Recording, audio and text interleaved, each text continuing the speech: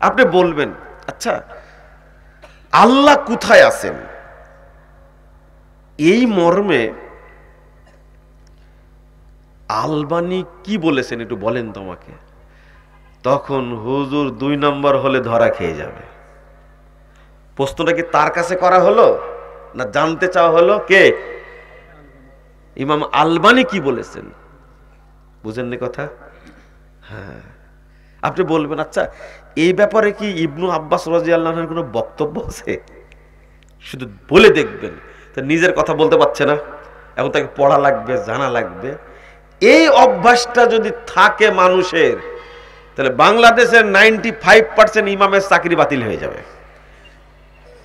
এই ধান্দাবাজি আর করতে পারবে না। আপনারা মনে বুঝতে পারলেন না, তাই না? বুঝেছেন? করতে পারবেন এভাবে? আমাকেও তো কোনোদিন করেন নেই প্রশ্ন। আমি যে শিখাই দিই আপনাদেরকে মাঝে মাঝে, আমাকেও তো করেন নেই প্রশ্ন কোনোদিন। এটা আমারও আফসোস। বলবেন আপনি এই বিষয়ে ইমাম আহমদ বিন হাম্বল কি বলেছেন একটু বলেন তো আমাকে, তার কোনো বক্তব্য আছে কি? এখন ইমাম আহমদ বিন হাম্বল রাহিমাহুল্লাহর বক্তব্য আমাকে খুঁজতে হবে, আমাকে পড়া লাগবে, তাই না? খোঁজা লাগবে। আর ইমাম আহমদ বিন হাম্বলের রাহিমাহুল্লাহর বক্তব্য আছে, কিন্তু ওখানে যে জের জবর নাই, বুঝেন মনে হয়, তাই না? ওখানে তো জের জবর নাই, এটা আরো মুসিবত। কিন্তু আপনি কুরআন পেয়েছেন, একটা বাংলা বুখারী পেয়েছেন, মারি দিলেন ফতোয়া। ইমাম আহমদ বিন হাম্বলের বক্তব্য কোথায় পাবেন আপনি? ওখানে তো জের জবর নাই যে আপনি মুখস্থ করে মারি দিবেন। বক্তাদের সংখ্যাও কমে যাবে, আলেমদের অবস্থানটা ফুটে উঠবে, কদরটা বেড়ে যাবে তখন। আপনি কি বুঝতে পারলেন কথা? আমাকে প্রশ্ন করবেন যাচ্ছা এই মর্মে ইমাম ইবনুল কাইয়িম রাহিমাহুল্লাহ কি বলেছেন। যেমন একটা উদাহরণ দিই, ইমাম মালিক রাহিমাহুল্লাহ বলছেন আল ইস্তিআউ মারুফ, আল্লাহ আরশে আছেন এটা স্পষ্ট। ওয়াল কাইফু মাজহুল, তিনি কিভাবে আছেন সেটা কি অস্পষ্ট। আল ঈমানু বিহি ওয়াজিব, আল্লাহ আরশে উঠেছেন এর উপরে ঈমান আনা কি ওয়াজিব। ওয়াস সুআলু আনহু বিদআহ, এই ব্যাপারে প্রশ্ন করা কি বেদাত। আমার যতটুকু জানা দরকার ইস্তেওয়া, আল্লাহ উপরে উঠেছেন, কাইফিয়াত কিভাবে আছে এটা জানা আমার জন্য জরুরি না। উঠেছেন এতটুকুই, আর আল্লাহ এতটুকুই বলেছেন আর রহমান আলাল আরশিস ইস্তাওয়া। এই কথাটা বলেছেন ইমাম মালিক কত যুগ আগে, আল্লাহু আকবার। আর আজকে আপনি খোঁচাচ্ছেন, যা আমরা বলি এটা আগে বলা হয়ে গেছে অনেক। আপনি প্রশ্ন করবেন আচ্ছা ইমাম মালিক এই সম্পর্কে কি বলেছেন। যেমন আপনার একটা প্রশ্ন, আল্লাহ প্রতি রাত্রিতে আল্লাহ নেমে আসেন দুনিয়ার আসমানে, আসেন না? সহিহ বুখারীর হাদিস। এখন আপনার কুতকুতি হলো কিভাবে নেমে আসেন। আপনাকে জানতে বলেছেন আল্লাহ আমি কিভাবে নেমে আসি। তোমার এমনি তো মূর্খ মানুষ, কিছু জানে না, আর এমন জায়গায় পড়েছে যেখান থেকে বানর তৈরি হয়। এই প্রশ্ন কিন্তু আলেমরা করে না। করে আলেমরা? কারা করে? জাহেলরাই প্রশ্ন করে। জাহেল যারা তারা প্রশ্ন করে। তাহলে বাংলাদেশে যখন 3টা রাত, তখন সৌদি আরবে তো মাত্র 1টা। তাহলে সৌদি আরবে কখন নামেন আর বাংলাদেশে কখন নামেন? আর চীনে যখন 3টা, তখন বাংলাদেশে কয়টা? 1টা। তাহলে আল্লাহ কয়বার নামেন? রাম ছাগল না একটা? রাম গাধা একটা? আচ্ছা আল্লাহর জ্ঞানের সাথে এই তুলনা করার কোনো দরকার আছে বলেন তো দেখি? শুধু বিশ্বাস করতে হবে আল্লাহ দুনিয়ার আসমানে নামেন। কিভাবে নামেন এটা গবেষণা করাই হারাম। আরে বিজ্ঞানীরা পারছে না, তাই সূর্য উঠলে এখানে, আমেরিকা ডুবতেই পারেনি, জানতেই পারছে এখানে, আবার দেখি সূর্য পূর্ব দিকে, তাই না? বুঝেন না মনে কথাটা? তো কখন আসলো সূর্য এর ব্যাখ্যা দিতে পারবেন আপনি? তারপর লজ্জা করে না, শরম করে না আল্লাহ সম্পর্কে প্রশ্ন করতে? এই প্রশ্নটা করে যারা একদিনে ঈদ করতে চাই মূর্খগুলো করে, বুঝে না, মাসালা বুঝে না, খামাখা তর্ক করতে চাই, বুঝেই না যে এই প্রশ্নটা যে করা যাবে না। ও চিন্তা নিয়ে বসে আছে একদিন, তাহলে কিয়ামত কি তাহলে 2 দিন হবে? বুঝেননি কথা?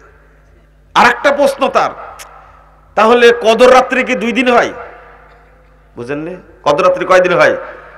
1 দিন হয়। আচ্ছা, কদর রাত্রি বছরে কয়দিন হয় বলেন তো দেখি? 1 দিন।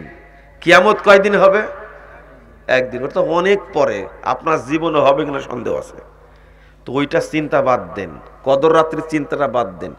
আমি যে এখন বলছি এইটা আপনি ব্যাখ্যা দেন তো, প্রতি রাত্রির ব্যাখ্যাটা দেন, প্রতি রাত্রির ব্যাখ্যা দেন। খামোশ, তখন চুপ থাকবে যে আল্লাহ প্রতি রাত্রিতে কিভাবে দুনিয়ার আসমানে আসেন। পৃথিবীর কোনো না কোনো জায়গাতে 24 ঘন্টায় কি থাকে? তৃতীয় প্রহর থাকে, রাত্রি শেষ প্রহর থাকে। পৃথিবীর 24 ঘন্টায় কোনো না কোনো সময়ে কি থাকে? তা আল্লাহ আরো সে যান কখন? বুঝেননি কথা? উত্তরটা কি দেন তো, দেখি পারেন কিনা। ওই কিয়ামতের কথাকে বলতে গেলেন কেন? বছরে 1 দিন কদর রাত্রি পান, তাও উপর হয়ে ঘুমান আপনি। কদর রাত্রি জাগেন? জাগতে জানেন আপনি? তো ওই প্রশ্নটা কেন প্রতি রাত্রের প্রশ্নটা করেন না গে নিজেকে? এটা কিভাবে সম্ভব? বুঝলেন না মনে হয়, তাই না? কঠিন হয়ে গেল বুঝটা। আমি জবাবটা দিতে চাচ্ছি, আপনার মধ্যে প্রশ্ন আসছে তাহলে কদর রাত্রি 2 দিন হয়? বছরে কয়দিন হয় কদর রাত্রি? আরে বেটা, ওটা রমাজানে হয়, ওই প্রশ্নটা পরে করেন আমাকে। কিয়ামত হবে নিঃসন্দেহে, কিন্তু আপনার জীবনে হবে কিনা সন্দেহ আছে। ওই প্রশ্নটা পরে করেন। প্রতিদিন যেটা ঘটছে এই উত্তরটা খুঁজে বের করেন না কেন? এবার বুঝেছেন মনে হয়, তাই না? আল্লাহ প্রতি রাত্রিতে দুনিয়ার আসমানে নেমে আসেন, এটা কিভাবে? আর কথা বলবে না, ওই আপনাকে ঠেকায় যে, এই জন্য উত্তরটা দিয়ে দিলাম। আল্লাহ যেভাবে ইচ্ছা সেভাবে শেষ। আমি ওখানে গবেষণা করতে যেতে পারবো না। গায়েবের বিষয় নিয়ে আপনি এত খুশান কেন? একদিকে মূর্খ, 2 নাম্বার কোন মাদ্রাসায় পড়েনি, 3 নাম্বার আলেমদেরকে সে আলেমই মনে করে না, জাহেল। আরেকদিকে শুধু খুঁচাবে হল আকীদার বিষয়ে। কিসের বিষয়ে? আকীদার বিষয়ে গবেষণা করাই হারাম। আপনি কি বুঝেছেন কথাটা? আকীদার বিষয়ে গবেষণা করা কি হারাম, আর ওইটা নিয়েই চলবে।